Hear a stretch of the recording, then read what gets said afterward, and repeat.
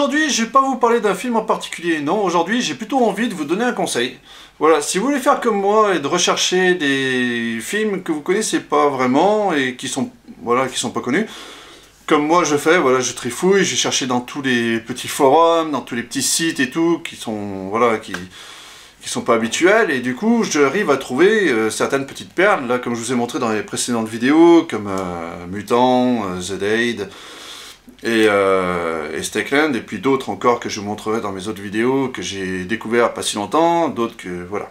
Bon, donc il y a des indices dans un film qu'il va falloir suivre, et surtout repérer, pour ne, voilà, pour avoir, vous allez forcément vous tromper de toute façon à un moment ou l'autre, hein, il y a toujours des erreurs. Moi j'en ai fait quelques-unes d'ailleurs qui m'ont permis d'avoir certains films ici à vous présenter comme étant des navets, hein, des gros navets. Voilà, donc il y a certains indices qu'il va falloir suivre, qui sont très révélateurs. Voilà, je vais vous montrer par exemple ce film. Ce film, ça s'appelle Alien Armageddon. Il y a une belle jaquette, hein, vous voyez, il y a un héros, c'est l'histoire d'une invasion d'extraterrestres. Hein, vous voyez, il y a un héros, il y a des vaisseaux, il y a, voilà, la jaquette par elle-même est vraiment bien faite, là ça se voit pas trop sur la vidéo, j'en suis bien conscient. Derrière, il y a des photos du film, qui apparemment sont assez prometteuses. Hein. Petit indice, vous allez regarder l'arête du film, l'arête du DVD. Sur l'arête, là, il y a juste donc une photo de la jaquette, de la jaquette principale. La photo, le titre en dessous, et juste en bas le logo DVD, comme, voilà, comme tous les DVD. Par contre, vous allez remarquer la différence avec un DVD d'un film, une grosse machine américaine, ou même n'importe quel film, n'importe quel bon film. Voilà, je vais vous prendre un film, par exemple celui-ci, qui est Mon nom et personne, mon petit western préféré. J'adore Terence Hill. Bon bref, c'est pas le sujet. Donc là voilà, vous allez avoir sur l'arête les maisons d'édition, Studio Canal. Voilà. Tout bon film, je peux vous en prendre un autre au hasard, hein, sans problème. Voilà, je vais prendre par exemple La Route, très bon film aussi, j'adore.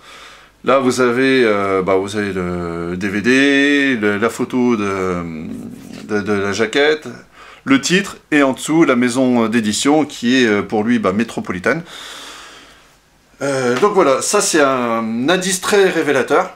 Si le DVD ne possède pas de logo de maison d'édition, ça veut dire qu'il a été édité par une maison indépendante et privée, toute petite maison, ce qui fait que c'est des personnes qui gagnent de l'argent grâce au fait qu'ils vendent des DVD qui, à l'intérieur, je vous garantis, il n'y a rien dans ce film, mais rien, quoi, c'est le total blackout, quoi, il n'y a que dalle, quoi, il n'y a aucun effet spéciaux, on a l'impression qu'ils ont collé du carton-pâte sur le décor, quoi, c'est une daube phénoménale, j'ai rarement vu un truc pareil.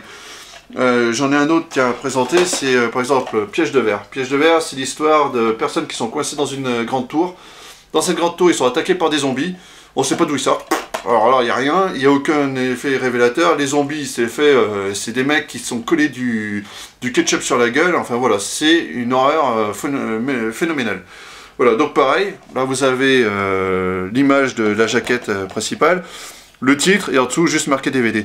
Donc, aucune maison d'édition, que ça soit même devant, il n'y a rien de marqué, derrière, il n'y a rien de marqué. Voilà, toujours pareil, des belles images qui vous montrent comme quoi le film serait super, enfin voilà, et qui vous vendent ça. C'est des maisons d'édition qui vont partir du fait que, à partir du moment où il y a une belle jaquette et tout, il y a des gens qui seront assez naïfs pour acheter ça, parce que voilà, ça va leur plaire. Et puis, donc du coup, ça va attirer l'acheteur. Voilà, donc moi en fait j'étais tombé là-dessus parce que voilà, il faut quand même se méfier des forums. Il y a des gars qui auraient quand même été capables d'aimer ces deux films et qui me l'ont conseillé. Je vous jure que c'est vrai, il y a des gars qui... Voilà, je sais pas si un jour vous avez l'occasion, si vous connaissez un site de téléchargement ou quoi que ce soit, essayez de télécharger un de ces deux films. Je vous dis pas de télécharger les deux parce que vous n'arriverez pas au bout de toute façon. Je suis arrivé quand même au bout de Piège de verre. Si, j'y suis arrivé quand même au bout de celui-là. Mais au bout de celui-ci, Alien Armageddon, non, c'était pas possible. C'était pas possible, ça en était même... j'avais envie de vomir devant le film. Enfin bon, bref.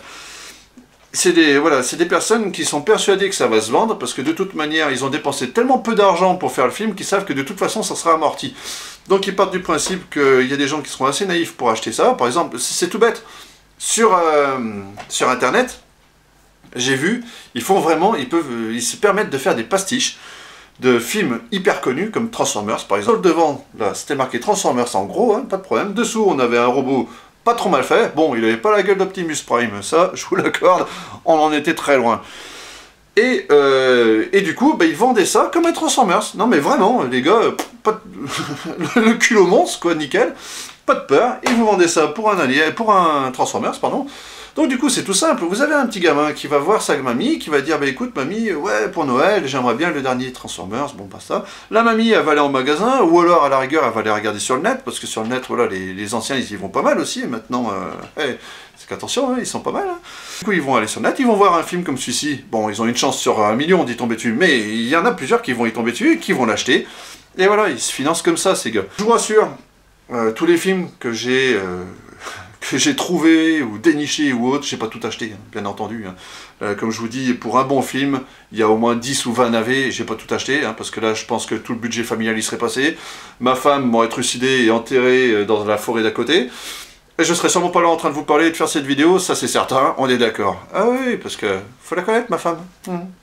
Ah, c'est une petite blonde, toute mignonne et tout, mais quand il s'agit d'argent, oula. Non, je déconne. Oui, donc c'était mon premier critère. Deuxième critère sont les acteurs.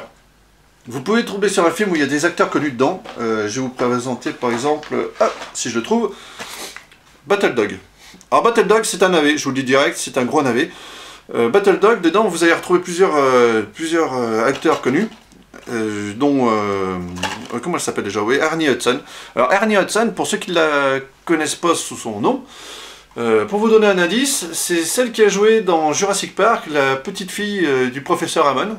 Vous savez, le professeur qui a créé le parc de Jurassic Park, et c'était la petite fille, vous savez, celle qui courait partout en chouinant sans arrêt.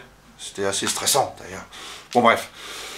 Et ben c'était elle. Donc du coup j'ai été curieux, je me suis dit, ah ben tiens, j'ai bien envie de voir ce qu'elle est devenue plus tard, et ben voilà, ce qu'elle est devenue plus tard. Et ben c'est pas une réussite, hein, je vous le garantis de suite, c'est pas une réussite.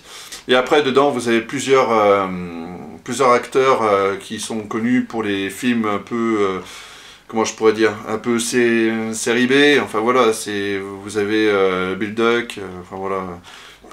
Donc voilà, donc c'est assez révélateur aussi effectivement du fait que ça peut être un navet. Alors voilà, un petit conseil, c'est dès que vous avez trouvé un film avec voilà, qui a tous les bons critères, du moment où vous avez ça, allez voir sur le net, il y a plein de forums qui parlent de films, même si le film n'est pas très connu, il y a forcément quelqu'un qui l'a vu et qui a été donné un commentaire ou quelque chose sur internet et qui vous guidera et qui vous mettra sur le bon chemin. En général, voilà, il y a peu de chances de vraiment vous tromper.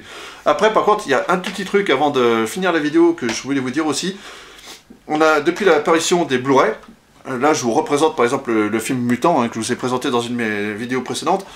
Depuis l'arrivée des Blu-ray, qui sont des pochettes beaucoup plus petites que les DVD, hein, on est d'accord, hein, c'est beaucoup plus petite et beaucoup plus fine, hein, on voit, entre les deux épaisseurs. Du coup, ils ont essayé d'épurer les arêtes.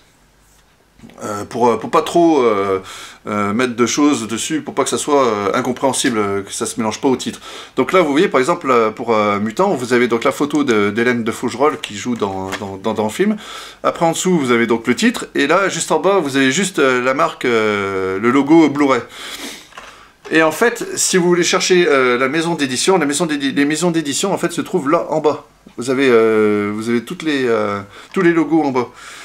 Et ils sont sur la face, en fait, donc ils sont pas sur l'arête. Donc voilà, c'est un petit truc que je vous donne depuis que les DVD sont arrivés. Bon bah attention, il y a beaucoup de DVD où la maison d'édition existe sur l'arête, hein, mais voilà, il y en a quelques-uns où ils y sont pas, et pourtant ça reste des bons films. Donc voilà, ma vidéo se finit. Bah écoutez, j'espère que ça s'est bien passé pour vous, que vous avez apprécié les petits conseils que j'aurais pu vous donner. Si au cas où vous avez encore besoin d'autres renseignements et tout, je suis à votre disposition. Laissez-moi un petit commentaire et je vous répondrai, j'en serai ravi. Et puis bah si au cas où vous n'êtes pas encore abonné, faites-le, voilà, je serai ravi de vous revoir régulièrement sur mes vidéos. Sur ce, ciao!